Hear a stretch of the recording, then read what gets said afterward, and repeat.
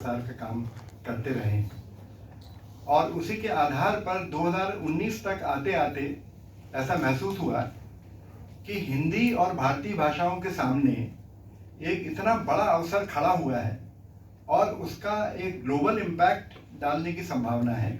अब टेक्नोलॉजी ने भी ये संभव किया है कि हम इन भाषाओं में अच्छी तरह काम कर सकें, लेकिन उसको लेकर हमारे देश में पर्याप्त चेतना नहीं थी। तो पहला जो आधार विश्वरंग 2019 का बनाया गया, मित्रों डिटेल कार्यक्रम आपके सामने है, इसके बारे में थोड़ा जिक्र करूंगा मैं, पर शुरू में कुछ अवधारणाओं के बारे में बात करता हूं। पहली अवधारणा यह है कि ये फेस्टिवल हिंदी और भारतीय भाषाओं को केंद्रीयता प्रदान करता है। हमारे यहाँ बहुत सारे फेस्टिवल्स होते हैं, लेकिन ये एक ऐसा फेस्टिवल है जो हिंदी को और भारतीय भाषाओं को केंद्रीयता प्रदान करता है। वो ये रिकॉग्नाइज करता है कि हमारे सामने इस समय बड़ी ग्लोबल अपॉर्चुनिटीज हैं, वैश्विक भाषा बनने की संभावनाएं हैं और उसका पूरी तरह दोहन किया जाना चाहिए। दूसरी बात जो ये फेस्टिवल करता है वो ये कि ये विधाओं के बीच में आवाजाही की जो नया समाज बना है, उसमें कविता और संगीत के बीच में, नाटक और कहानी के बीच में, फिल्म और नाटक के बीच में, फिल्म और कहानी के बीच में नए उभरते हुए प्लेटफॉर्म्स पर बहुत बड़ी रोजगार की संभावनाएं भी हैं और उसके बारे में हमारे युवाओं को प्रशिक्षित करना, साथ में लाना, उसे प्रचार प्रसार करना, ये भी एक दूसरा काम है। मैं कुछ विशेषताएं आपको और बताऊंगा। तीसरी बात यह है कि पिछले 3 वर्षों में या 4 वर्षों में हमें ऐसा लगता है कि शायद दुनिया इस तरह के फेस्टिवल का इंतजार ही कर रही थी, क्योंकि अब ये 50 देशों में एक साथ आयोजित होता है। ये पहला फेस्टिवल है भारत में जो कि किसी सरकारी क्षेत्र के बाहर होता है, किसी विश्वविद्यालय के द्वारा होता है, और अब ये 50 देशों में साइमल्टेनियसली एक साथ मनाया जाता है। वो सारे लोग फिर बाद में भोपाल आते हैं। जैसे आज इस समय अगर हम जब बात कर रहे हैं तो ब्रिटेन का फेस्टिवल अभी चल रहा है, कतर और यूएई का फेस्टिवल भी अभी चल रहा है, यूएस का फेस्टिवल कल शुरू होने वाला है। इस तरह विश्वरंग ने एक बड़ा काम ये किया 19 और 22 के बीच में कि उसने ऐसी ग्लोबल कम्युनिटी बनाई है जो एशिया पैसिफिक में भी है, जो यूरोप में भी है, जो यूएस में भी है और अब अफ्रीका में भी है, यानी अब घाना में, तंजानिया में, ऐसी जगहों पर भी है जहाँ पर कि हम बना रहे हैं। और इसके बाद इसके माध्यम से एक भारतीय संस्कृति के प्रचार प्रसार और उसके वैश्विक प्रभाव के बारे में भी बात करते हैं। तो हमारा चौथा लक्ष्य है कि हम न सिर्फ साहित्य और भाषा की बात करें, बल्कि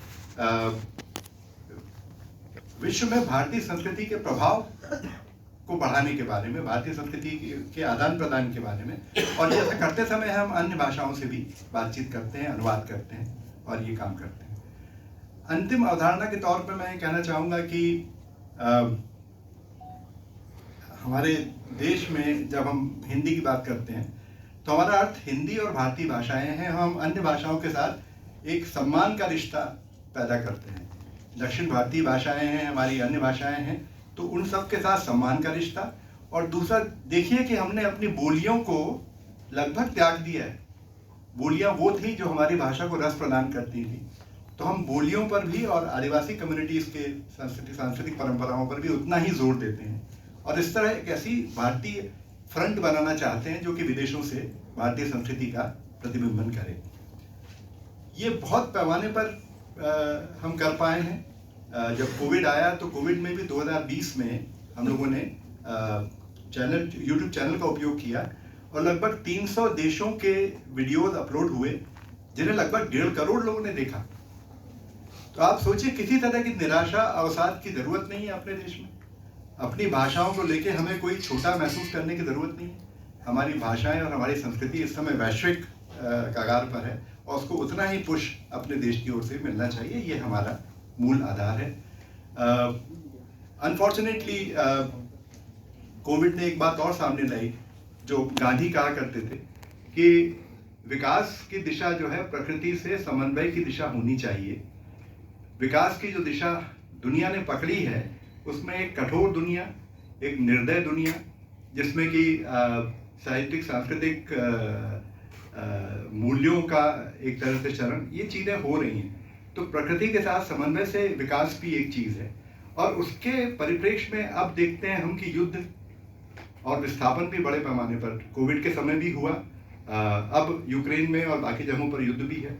तो इस बार की जो थीम्स हैं वो इस नए परिप्रेक्ष्य में सेटअप हुई हैं। भाषा अपनी जगह पर है, हिंदी का प्रभाव, वैश्विक संस्कृति पर प्रभाव, वो भी अपनी जगह पर है। इस बार की थीम में युद्ध और विस्थापन और प्रेम और करुणा, ये दो इस पर केंद्रित साहित्य, कविता, लिटरेचर, पेंटिंग और प्रकृति के साथ समन्वित विकास, ये कुछ मोटी मोटी थीम्स हैं जिसमें कि ये फेस्टिवल डिज़ाइन है।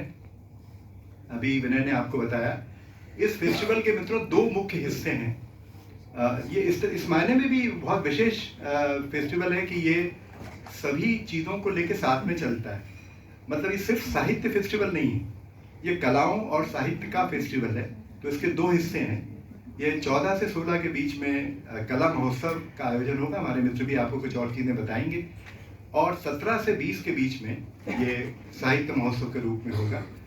कला महोत्सव में जैसे कि आपने देखा कि कौशिकी चक्रवर्ती से शुरुआत करेंगे और संगीत पर बड़ी गहन बातचीत भी है। जैसे कि संगीत का धर्म क्या है, तो संगीत के धर्म पर पहली बार देश में कोई संस्था है जो उस तरह की बातचीत कर रही है। या हम संगीतकारों को तो जानते हैं, लेकिन उनके साथ जो संगतकार हैं उन लोगों की क्या भूमिका और उनको लक्षित क्यों नहीं किया जाता है। तो संगतकारों पर भी एक बड़ा सेमिनार रखा गया, किताब भी हम लोग रिलीज कर रहे हैं।